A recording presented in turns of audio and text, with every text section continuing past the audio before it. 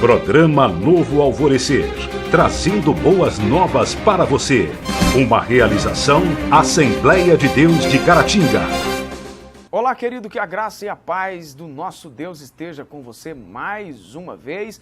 Esse é o programa Novo Alvorecer, chegando para abençoar você, a sua família, você que me acompanha pela TV, o programa Novo Alvorecer de todas as noites, você que me acompanha pela internet, que Deus abençoe você e a sua casa de uma maneira toda especial. Conteúdo da lição de escola bíblica dominical, um comentário extraordinário para o nosso crescimento espiritual. Nesta hora, eu quero convidar você a nos acompanhar até o final, lição palpitante, um assunto interessante, caminhando para o final do nosso trimestre, um tempo que nós estivemos aqui aprendendo da palavra de Deus, um tempo extraordinário. Nós vamos a um rápido intervalo, rapidinho mesmo, e a gente volta já, os pastores já estão aqui para nos auxiliar, então você não saia daí.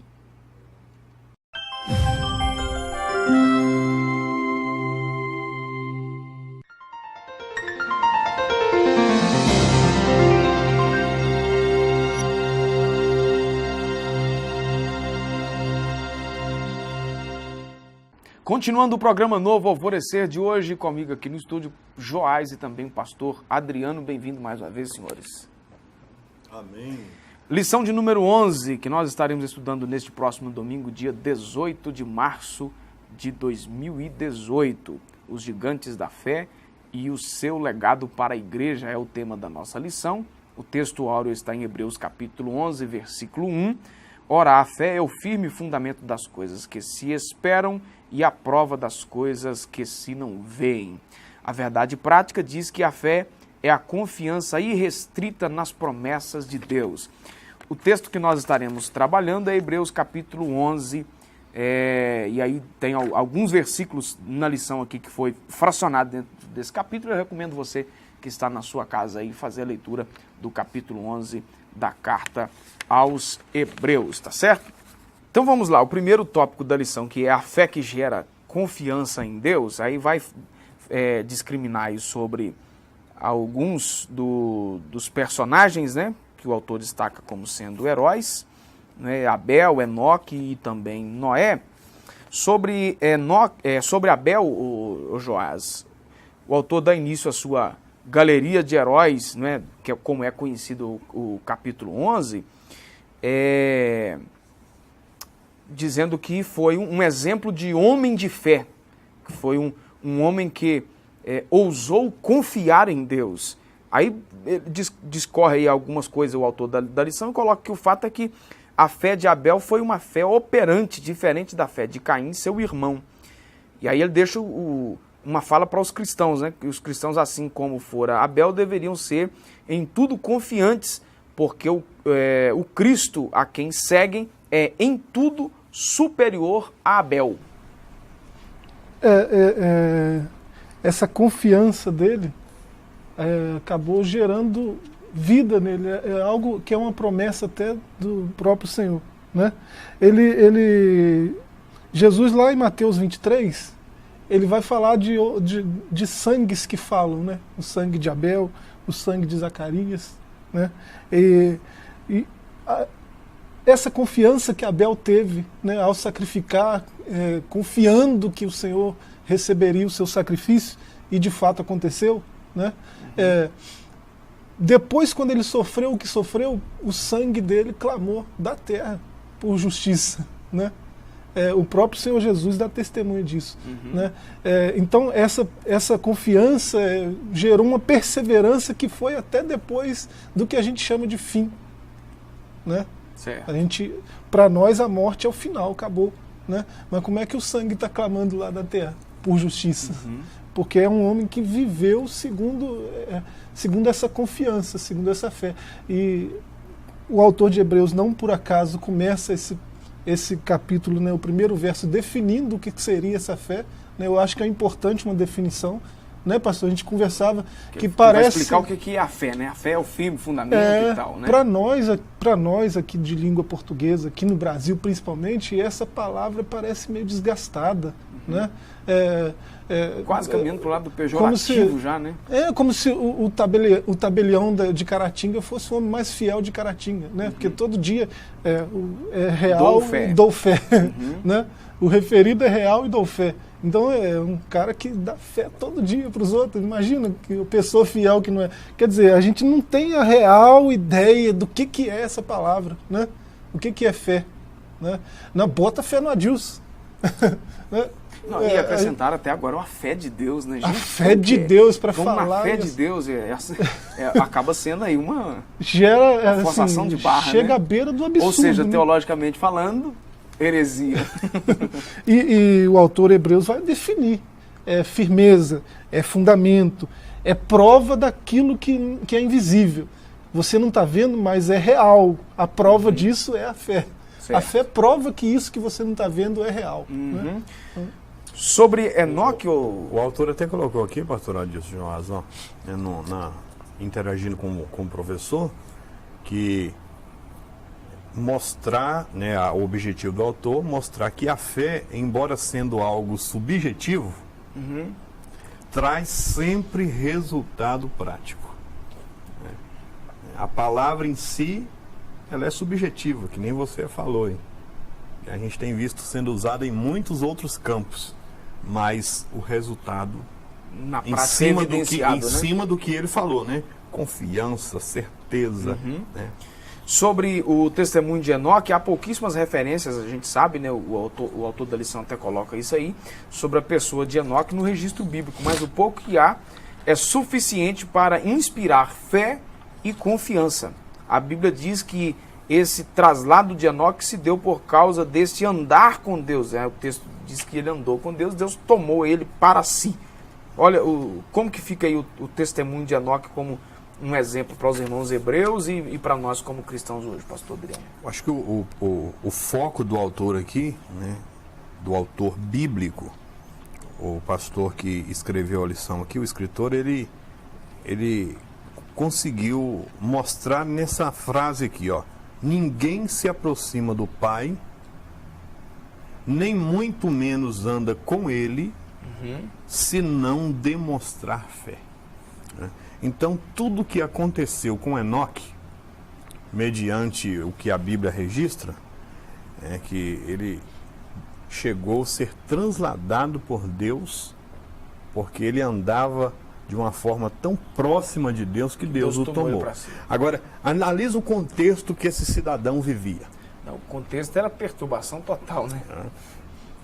Mediante terrível, uma geração incrédula, que não cria em Deus, você vai ver que ele, pela fé, continuou crendo em Deus e não mudou a sua maneira de se relacionar com Deus. E aquilo ali foi tão real que Deus...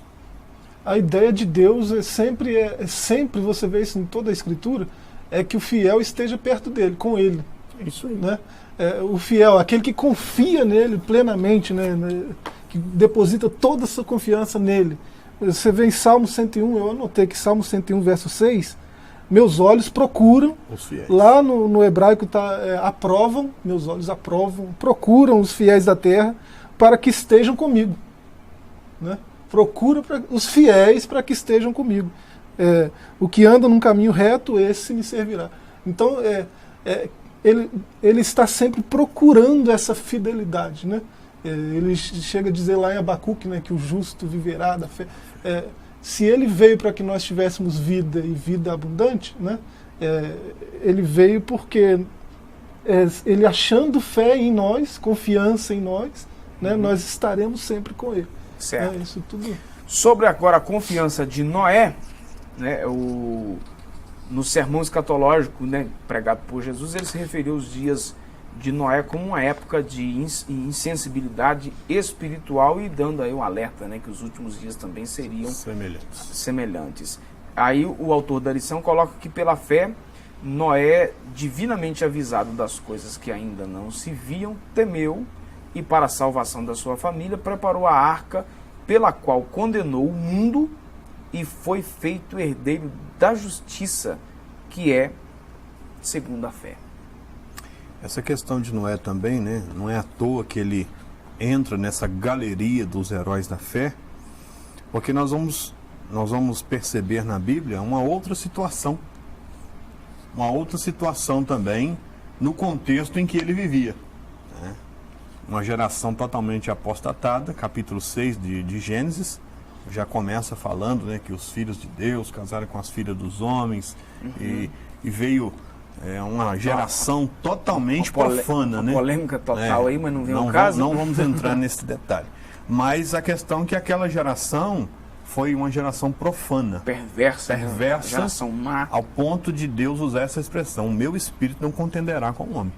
Né? Diminuiu o tempo de vida, e nós vamos perceber que mesmo no meio, né, daquela geração, até o autor colocou aqui, hedonista, imediatista, né, que queria viver o prazer, hora, né? Imediato, momentâneo, semelhante.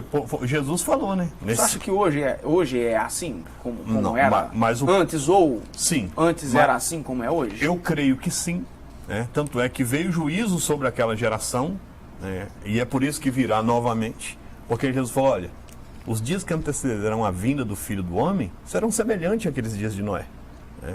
As pessoas se preocuparam consigo mesmo, com o momento, com a curtição, e é o que a gente está vivendo. Mas nós vamos ver aqui por que esse camarada entra na galeria dos heróis da fé, que mesmo no meio de uma geração todinha, Joás, como aquela, a Bíblia diz que Deus olhou e viu Noé um homem justo.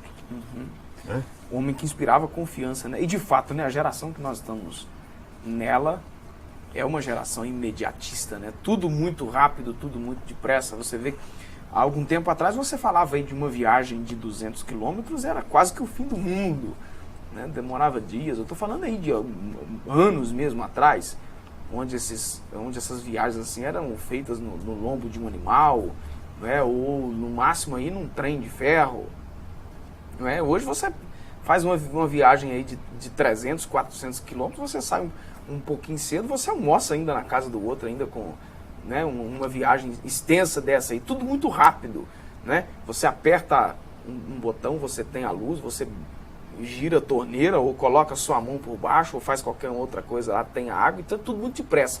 Computador, né, antigamente, né, ficava lá, eu estou lembrando aqui da internet, né, quando você plugava o fio de telefone, às vezes você não tinha como fazer uma instalação melhor, você tirava o fio do telefone fixo, plugava no computador e ele ficava lá, aquela zoeira toda. 256 kbytes era uma conexão top. Era coisa, né? Uma coisa finíssima.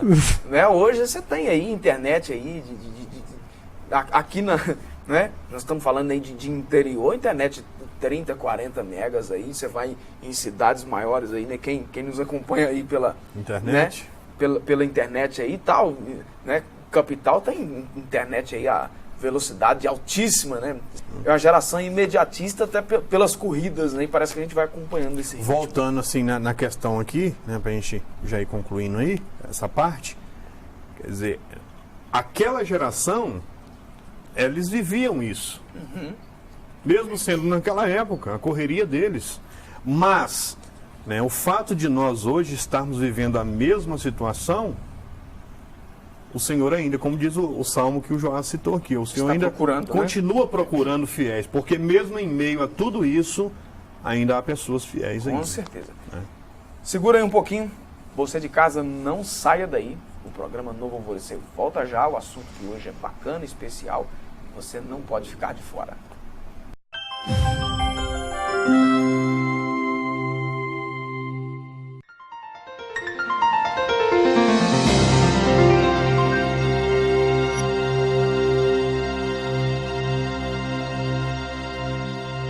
De volta com o programa Novo Alvorecer, o segundo tópico da nossa lição. Agora, senhores, a fé que faz ver o invisível, fracionando aí o assunto sobre a obediência de Abraão, o autor da lição destaca aqui que os nomes citados anteriormente são tidos como exemplos de fé, mas nenhum deles havia se tornado um modelo para os judeus como fora Abraão. Abraão não era apenas o pai dos judeus, era o pai de todos os que creem. Ficou conhecido aí como o pai da fé. Não é? E aí, Joás?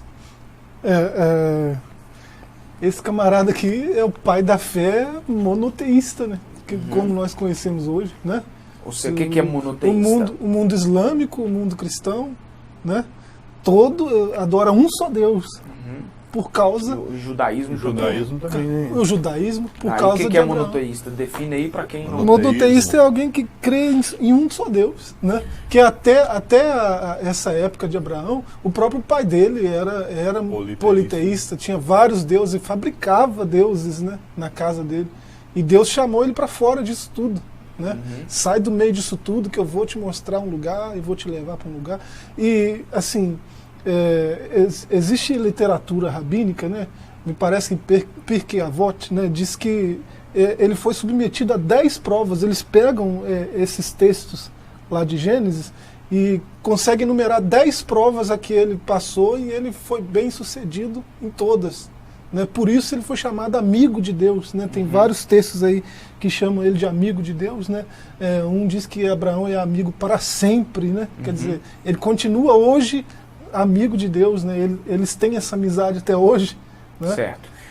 Pastor Adriano, os cristãos então devem seguir as pegadas de obediência e mesmo a fé desse amigo de Deus? Sem dúvida, né? Porque a atitude de Abraão, ela foi fenomenal, né?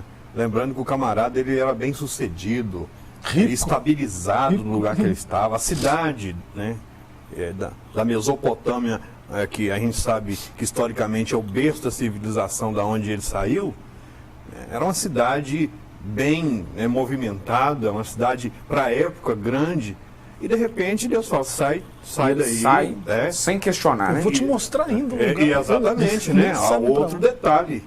O camarada é conhecido como pai na fé porque ele não teve fé só para sair, como para ir para um lugar que ele nem sabia onde era. Então, concluindo aqui, precisamos sim de crer em Deus como Abraão creu. Um descendente de Abraão, né, o José, que a Escritura testemunha a fidelidade de José, que, embora tenha sido vendido, ele nunca se vendeu. Eu achei interessante essa colocação do autor, né, de que manteve a sua fé viva em Deus, apesar de estar num ambiente totalmente hostil, né, que era lá no Egito, e como escravo. E aí, o que nós destacamos aí sobre a fé daquele que... Ou seja, Abraão viu... o autor coloca aí que Abraão se fez conhecer pelo desconhecido, né? Por outro lado, José fez enxergar pelo invisível. Eu não quero comentar, né? Vou deixar para o Joás, mas só frisando aqui, você falou uma coisa que me chamou a atenção. O fato dele foi vendido, mas não se vendeu. O que levou José a não se vender? A sua fé. A fé, meu Deus. E ver a chave, né? Lá em Lucas 5, né, na altura do verso 20, você vê os amigos que descobrem um telhado para trazer um amigo, né, na presença de Jesus. O texto fala, o evangelista, ele diz que Jesus, vendo a fé deles, ele viu a fé dos amigos, foi lá e curou o camarada. Então, mesmo nessa correria, mesmo no meio, num mundo como esses que nós estávamos comentando lá da época de Noé, imediatista, né, hedonista, num mundo desse jeito, com essa loucura toda, quando alguém tem fé, confiança em Deus, Deus está vendo, né? Certo. Sobre Moisés, o autor coloca no texto também que ele começou bem antes da jornada que a gente vê dele caminhando com o povo em direção à terra Canaã. A sua fé permitiu que ele enxergasse o invisível, pois aí o autor coloca no versículo 26 do capítulo 11 que ele não teve aí, né, por riqueza os tesouros do Egito, mas a vergonha que Cristo passaria, ou seja, ele viu por antecipação, né, viu o invisível. E aí, em um minuto para vocês. Como José viu o Êxodo, uma Êxodo, geração depois, ele viu o futuro. Né? Quando vocês saírem daqui, leva os meus restos mortais. Leva o resto aí. E Moisés do mesmo jeito, ele viu muito mais além, né, da época. Moisés chegou, né, o camarada era príncipe no Egito. Não é só o cinema, Hollywood, que colocou esse tema, não, esse título, não. A Bíblia fala, ele foi instruído em toda a ciência do Egito. Então ele foi instruído para ser um faraó, né? E aí o que acontece? Automaticamente ele tinha os direitos de príncipe do Egito, de palácio. Diz o texto bíblico que ele abriu mão de tudo. Para seguir a sua fé, né? Meu Deus. Isso aí. Não saia daí. Nós vamos dar uma pausa, mais uma aqui no programa Novo Alvorecer, e voltamos já já.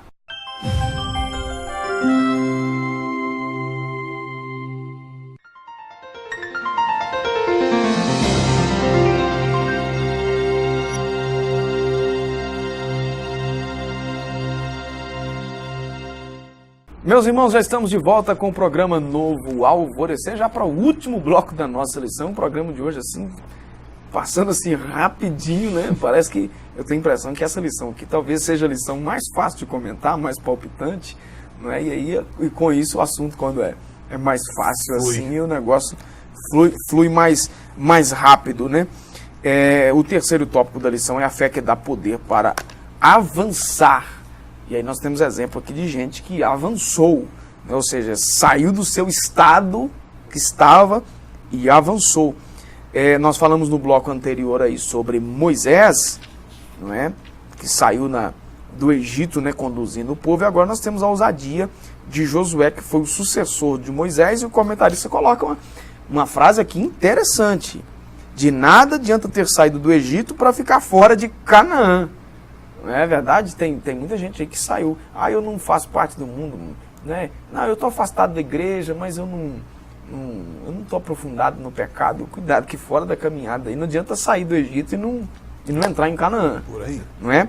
E aí, o Josué foi quem conduziu o povo para a entrada em Canaã, numa guerra de...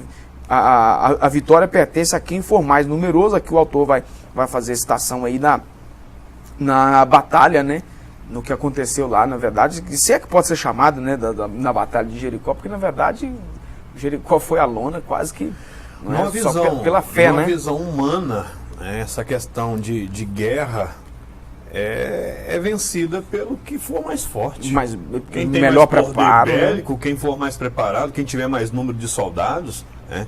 E nós vamos ver aqui que Israel não tinha nada disso. Que eles venceram pela fé, né? Qual foi a arma? Hebreus 11:30. A fé.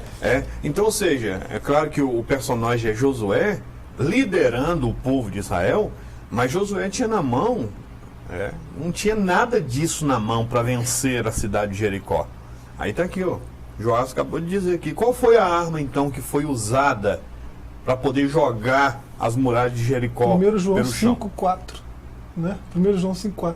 Essa é a vitória que vence o mundo. A nossa fé. Então está aí. A fé. Uma arma poderosíssima para quem quer avançar. Sobre Raabe, então, agora. Que aí dentro do mesmo episódio do Jericó. Isso mesmo. Não é? Vai lá, que a queda de Jericó, na queda de Jericó, Raabe escapou com vida. A ordem era... Ela deu abrigo aos espias, né? E ela teve confiança, teve fé que ela receberia salvação, libertação, né, quando viesse a destruição de Jericó, né? E depois ela entrou na linhagem do Messias. Você já pensou? Né? Depois ela gerou a Boaz, que resgatou Ruth, né? Outra que não era da linhagem de judaica, judeus, né? E ela gerou Obed, que foi pai de Jessé, para quem o Senhor fez a promessa, né? Desse trono aí, ó, não vai faltar nunca, né? Alguém que ocupe esse... E o filho de Davi veio e nós vimos essa... Agora, uma outra coisa que me chama a atenção aqui na questão de Raabe é a questão, né, ela não só creu, né, mas ela não só creu na invasão, em acolher os espias, mas o fundamento de tudo isso é crer no Deus que estava... Isso aí, né, que aquele povo servia. A história já vinha desde a saída do Êxodo, porque ela já tinha ouvido falar. A história precedia a chegada do povo. Quando o povo chegou, e ela falou: quem são vocês? Somos espias de Israel. Então eu creio nesse negócio seus aí. Eu creio que esse Deus seus é diferente. Finalizando aí com um herói, não um herói das telinhas, ou um herói do cinema, ou um herói de qualquer uma... Da Marvel, não? De qualquer... Eu não queria fazer a propaganda, não. Eu queria arrumar uma outra forma aí, o herói dos quadrinhos, né? Mas um herói real, que é Gideão, que foi desafiado por Deus a buscar o livramento do seu povo por meio da fé. Em desvantagem numérica, nós falamos isso aí agora há pouco, né? Novamente. Ele contava apenas com a fé e a grandeza de Deus. E com apenas 300 homens, Ele venceu Na um verdade, exército aqui, ó, numeroso, né? na verdade, aqui- 132 mil soldados. Deus resolveu provar esse camarada na fé. Resolveu provar ele na fé. E ele passou na prova de Deus. Era mais ou menos isso, né? 130 e tantos mil soldados, o exército inimigo. E aí? O exército de Gideão já começou bem abaixo desse aí. Foi com 32 mil. Já dava 4 por 1, mais ou menos, né? Já começou com 32 mil. Deus falou. Funil chegou a 300. Deus falou assim, não Era muita gente. 120, né? O exército inimigo, parece, mais ou menos isso. Aí Deus falou, é muito, caiu para 10. Depois foi a última prova, sobrou 300, rapaz. Sobrou 300. Olha se o camarada não confiasse 400 em Deus. soldados por 1. Se ele não realmente não tivesse firmeza naquilo que ele cria, como é que ia com a batalha? Somente pela fé, né? Em 1 Tessalonicenses 3,10, né, Paulo manifesta a intenção de ir ter com alguém que tinha, e ele fala que talvez suprir o que falta da vossa fé. É possível ter fé, mas não o suficiente. Né? Certo. Já pensou essa fé de Gideão? Ser desafiado por Deus, né?